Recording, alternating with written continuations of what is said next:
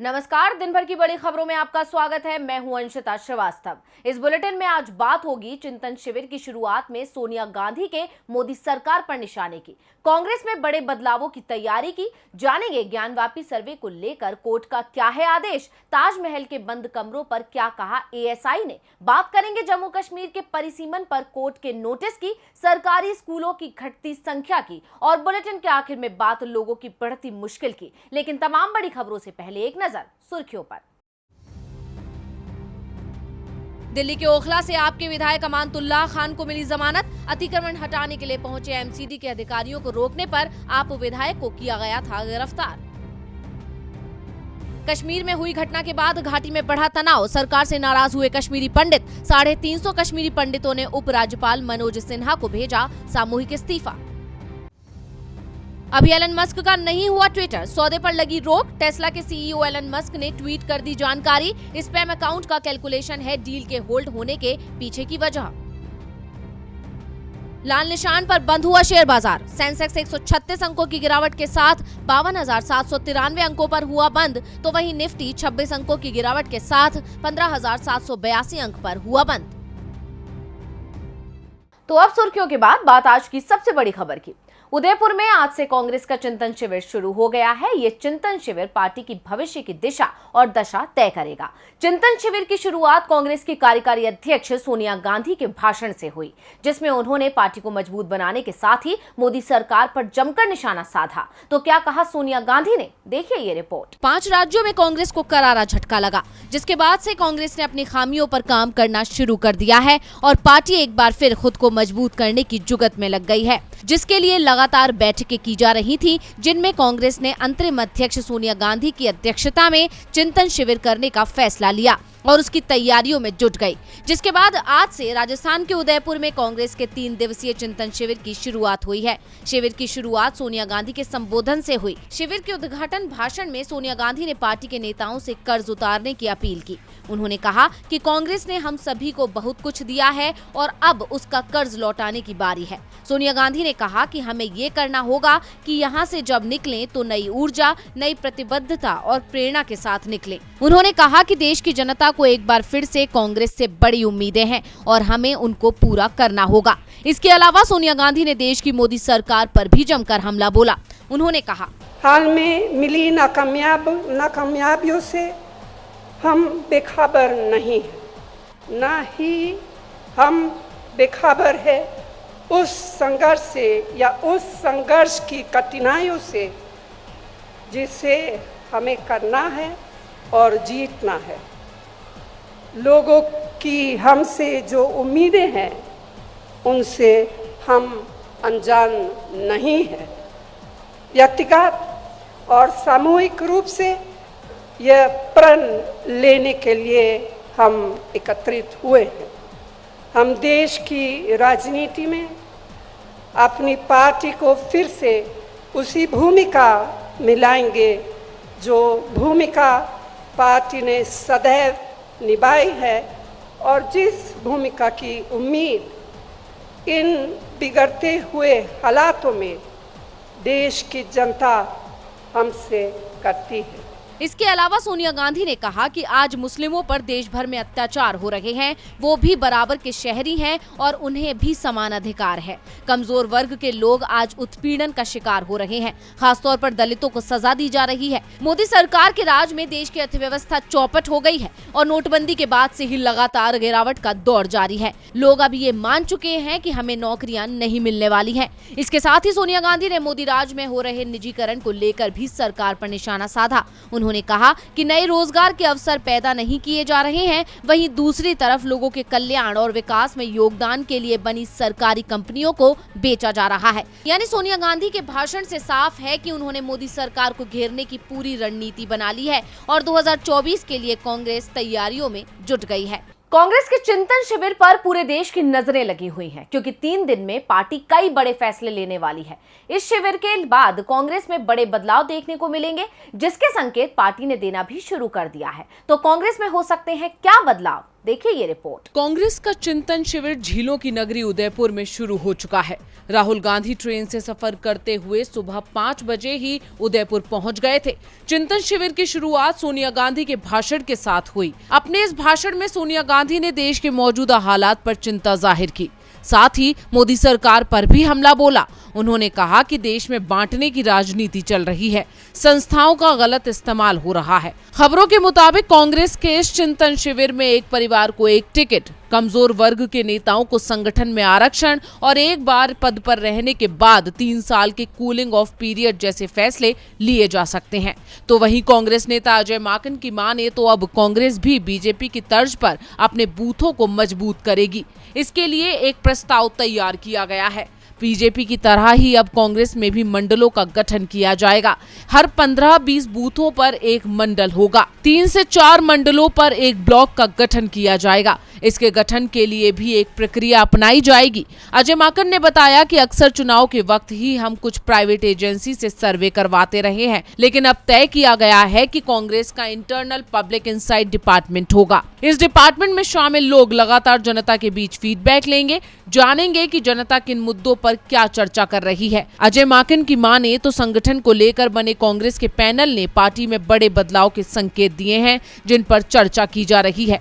Congress party के ढांचे में अब तक वही पद चले आ रहे थे जो सालों पहले थे, लेकिन अब उसमें बूथ लेवल से लेकर ऊपर तक बदलाव किया जा रहा है। कुछ चीजें कांग्रेस के संविधान में पहले से थी, लेकिन अब तक उन पर अमल नहीं किया गया था। अब कांग्रेस भी बूथ स्तर की राजनीति करेगी और 2024 में केंद्र की सत्ता में वापसी करेगी। जो काम करेगा उसे इनाम मिलेगा। युवाओं पर कांग्रेस फोकस कर सकती है। कांग्रेस बदलाव की तैयारी में है तो वाराणसी में भी बड़े बदलाव की कोशिश हो रही है। वाराणसी कोर्ट ने ज्ञानव्यापी मस्जिद का सर्वे कराने का आदेश दिया है। सर्वे का काम कल यानी शनिवार सुबह 8 बजे से शुरू होगा। इसे रोकने के लिए मस्जिद कमेटी की ओर से सुप्रीम कोर्ट में चुनौती दी गई। दूसरी ओर मथुरा ईदगाह मस्जिद का मामला भी कोर्ट में पहुंच गया है। इसके सर्वे की भी मांग की गई है। ज्ञानवापी मस्जिद का विवाद अभी थमा भी नहीं था कि मथुरा में श्री कृष्ण जन्मभूमि मामले को लेकर मथुरा कोर्ट में एक याचिका दाखिल की गई। मथुरा में श्री कृष्ण जन्मभूमि मंदिर से सटी ईदगाह मस्जिद का कमिश्नर के जरिए सर्वे कराने की मांग को लेकर मनीष यादव ने मथुरा कोर्ट में याचिका दाखिल की है। मनीष यादव, महेंद्र प्रताप सिंह और दिनेश शर्मा ने अलग अलग एक ही तरह की याचिका लगाई थी, जिसमें कोर्ट कमिश्नर नियुक्त करके ईदगाह मस्जिद की वीडियोग्राफी कराए जाने की मांग की गई है। कोर्ट ने इस मामले में सुनवाई के लिए सभी याचिकाकर्ताओं को 1 जुलाई की तारीख दी है। अब इस पर 1 जुलाई को कोर्ट तय करेगा कि याचिका मंजूर होगी या नामंजूर। तो वहीं ज्ञानवापी मस्जिद के सर्वे का मामला सुप्रीम कोर्ट पहुंच गया। सुप्रीम कोर्ट में अंजुमन ए इंतजामिया मस्जिद कमेटी ने याचिका दाखिल कर सर्वे पर रोक लगाने की मांग की थी। हालांकि सुप्रीम कोर्ट ने तत्काल रोक लगाने से इनकार कर दिया। चीफ जस्टिस NV रमन ने कहा कि वो पहले मामले को देखेंगे, उसके बाद ही कुछ कर सकते हैं। आपको बता दें कि इससे पहले गुरुवार को ज्ञानवापी परिसर मामले में वाराणसी कोर्ट ने फैसला सुनाया था। कोर्ट ने आदेश दिया है कि तहखाने से लेकर परिसर के चप्पे चप्पे का सर्वे किया जाए। जहां ताला लगा है वहां खुलवाकर या तुड़वाकर वीडियोग्राफी और सर्वे कराया जाए। सर्वे का काम कल सुबह 8 से 12 बजे तक किया जाए, जिसको लेकर प्रशासन ने तैयारियां पूरी कर ली हैं। कोर्ट में इस मामले की अगली कार्रवाई 17 मई की रखी गई है।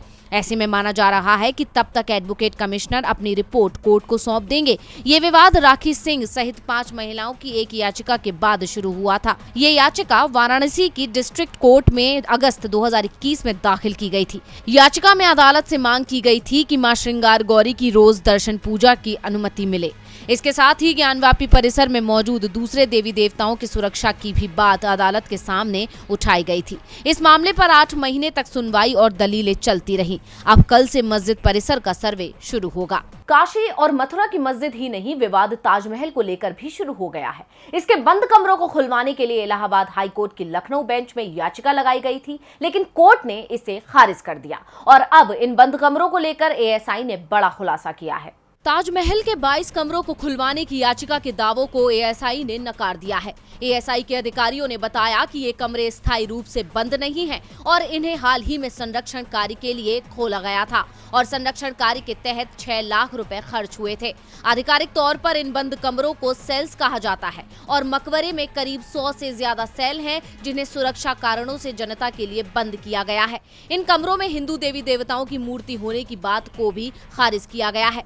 अधिकारियों का कहना ये भी है कि अब तक समीक्षा किए गए कई रिकॉर्ड्स और रिपोर्ट्स में मूर्तियों के होने की बात सामने नहीं आई है। इस क्षेत्र में मौजूद अन्य विश्व धरोहरों के कई हिस्से भी सालों से सुरक्षा कारणों के चलते जनता के लिए बंद किए गए हैं। याचिका में 1951 और 1958 में बने कानूनों को संविधान के प्रावधानों के विरुद्ध घोषित किए जाने की भी मांग की गई थी। इन्हीं कानूनों के तहत ताजमहल, फतेहपुर सीकरी का किला और आगरा के लाल किले आदि इमारतों को ऐतिहासिक इमारत घोषित किया गया था। वहीं 12 अप्रैल को इलाहाबाद हाईकोर्ट की लखनऊ बेंच के सामने ताजमहल को लेकर हुई सुनवाई में कोर्ट ने याचिका को खारिज कर दिया था। कमरे स्थायी रूप से बंद नहीं हैं और ना ही उनमें मूर्तियां हैं। एएसआई के इस दावे के बाद ताजमहल का विवाद थम जाना चाहिए। विवाद सिर्फ मस्जिद को लेकर नहीं और भी मुद्दों को लेकर चल रहे हैं। हाल ही में जम्मू कश्मीर विधानसभा चुनावों के लिए नए सिरे से परिसीमन कराया गया, लेकिन अब इसे भी सुप्रीम कोर्ट में चुनौती दे दी गई है।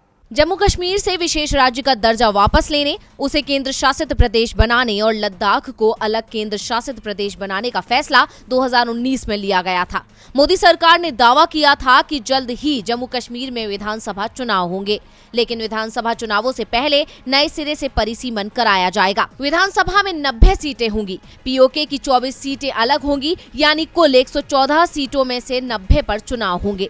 2020 में परिसीमन कराने की अधिसूचना जारी की गई और अब परिसीमन आयोग ने राज्य विधानसभा की सीमा का नए सिरे से निर्धारण करने की रिपोर्ट तैयार कर सरकार को भेज दी है, लेकिन अब इस पूरी प्रक्रिया को ही सुप्रीम कोर्ट में चुनौती दे दी गई है। याचिका में सरकार द्वारा जारी की गई अधिसूचना पर ही सवाल उठाए गए हैं। याचिका में कहा गया है कि परिसीमन अधिनियम 2022 के तहत परिसीमन आयोग का गठन शक्ति, अधिकार क्षेत्र और अधिकार के बिना किया गया है। सुप्रीम कोर्ट ने मामले पर केंद्र और जम्मू कश्मीर प्रशासन और निर्वाचन आयोग से 6 हफ्ते में जवाब मांगा है।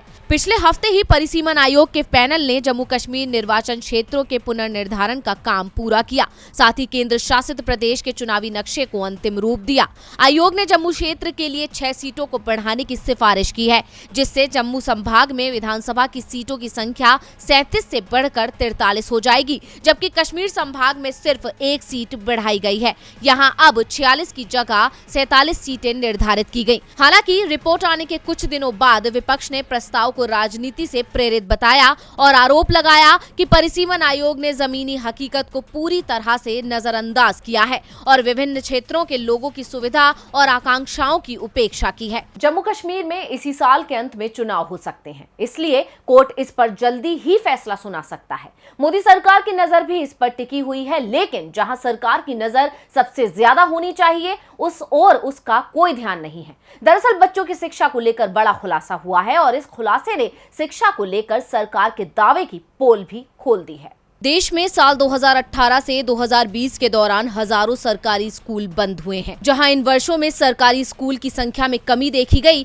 तो प्राइवेट स्कूलों की संख्या में बढ़ोतरी देखी गई है। केंद्रीय शिक्षा मंत्रालय के स्कूल शिक्षा विभाग की एक इकाई United district information system for education plus यानी UDISE की ओर से एक रिपोर्ट तैयार की गई है, जिसमें साफ तौर पर बताया गया है कि सरकारी स्कूलों की संख्या में कमी आई है, जबकि प्राइवेट स्कूलों की संख्या में 3.6% की बढ़ोतरी हुई है। हालांकि एक चौंकाने वाला तथ्य ये भी है कि कोरोना महामारी के दौरान सरकारी स्कूलों में प्राइवेट स्कूलों के मुकाबले अधिक एडमिशन हुआ। महामारी के कारण कई अभिभावकों को आर्थिक समस्याओं का सामना करना पड़ा, जिसके कारण उन्होंने अपने बच्चों को प्राइवेट स्कूल से निकालकर सरकारी स्कूल में डाला, लेकिन फिर भी सरकारी स्कूल 50,000 से ज्यादा बंद हो गए हैं। शिक्षा मंत्रालय की रिपोर्ट में बताया गया है कि साल 2018-19 में देश भर के सरकारी स्कूलों की संख्या 1,83,000 से अधिक थी, जो 2019-20 में घटकर 1,32,000 से भी कम रह गई। उत्तर प्रदेश में करीब 26,000 स्कूल की कमी आई है, तो वहीं मध्य प्रदेश में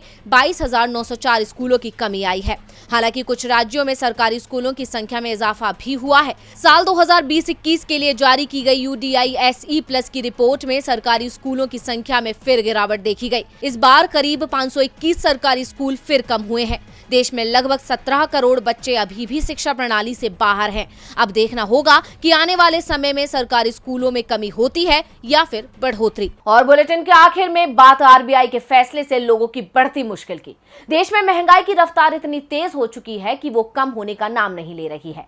तेल से लेकर रसोई गैस सिलेंडर, आटे से लेकर दाल के दाम ने लोगों का दम निकाल रखा है। बावजूद इसके अब भी जनता को राहत नहीं मिलने वाली है, क्योंकि मोदी सरकार के साथ RBI भी उनकी जेब पर महंगाई का बोझ बढ़ा रहा है। केंद्रीय बैंक आने वाले दिनों में फिर से बुरी खबर सुनाने को तैयार है। जब जब आरबीआई मौद्रिक नीति का ऐलान करता है तब तब उम्मीद की जाती है कि अब तो राहत की कोई किरण नजर आएगी, लेकिन केंद्रीय बैंक भी केंद्र सरकार की तरह कठोर बना हुआ है। लोगों के लिए मदद के हाथ आगे बढ़ाने की बजाय उन्हें निराश कर रहा है।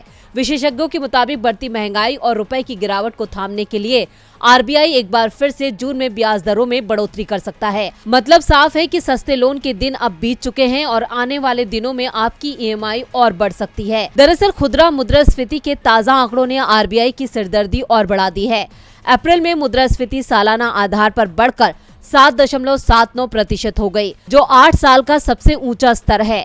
महंगाई के इन आंकड़ों में बड़ी भागीदारी खाने पीने के सामान की है, इसलिए आरबीआई लगातार ब्याज दरों में भी इजाफा कर रहा है, जिसके संकेत आरबीआई गवर्नर शक्तिकांत दास ने पहले ही दे दिए थे। उन्होंने कहा था कि महंगाई अपने सामान्य स्तर को कई महीनों से पार कर रही है, जिसके लिए आगे आने वाले वक्त में भी सख्त फैसले लेने पड़ सकते हैं। भारतीय स्टेट बैंक की रिसर्च रिपोर्ट इको रैप के मुताबिक आने वाले दिनों में भी मौद्रिक नीति समीक्षा की जून और अगस्त की बैठक में ब्याज दरों में इजाफा किए जाने की आशंका है। रिपोर्ट में इस बात की भी संभावना जताई गई है कि इस वित्त वर्ष यानी 2023 के मार्च महीने के आखिर तक रेपो रेट 5.15% के स्तर तक पहुंच सकता है। ब्याज दरें सिर्फ भारत में ही नहीं बढ़ी हैं। रिजर्व बैंक के अलावा दुनिया के 21 देशों ने इस साल अप्रैल और मई महीने में दरें बढ़ाई हैं। साथ ही इन 21 देशों में से 14 देशों ने दरों में आधा फीसदी या उससे ज्यादा का इजाफा किया है, जिसके चलते भारतीय बाजार विदेशी निवेशकों के लिए ज्यादा लाभकारी नहीं रह गया। ऐसे में इस मोर्चे को संभालना भी आरबीआई की ही जिम्मेदारी है, लेकिन केंद्रीय बैंक अपनी जिम्मेदारी संभालने की बजाय लोगों पर महंगाई का बोझ बढ़ा रहा है। तो आज इस बुलेटिन में बस इतना ही। देखते रहिए डीवी लाइव। नमस्कार।